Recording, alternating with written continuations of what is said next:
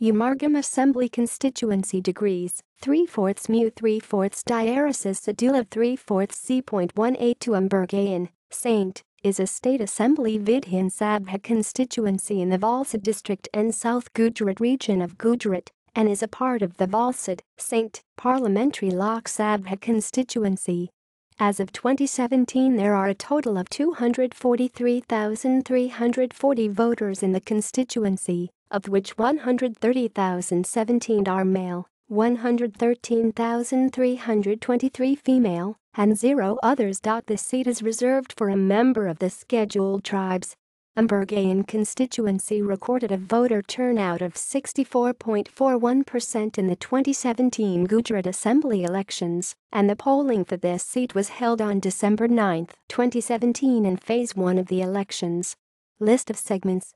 This assembly seat represents the following segments: Umbergaon Taluka, Party Taluka, Part, Villages, Chanad, CT, Dungra, CT.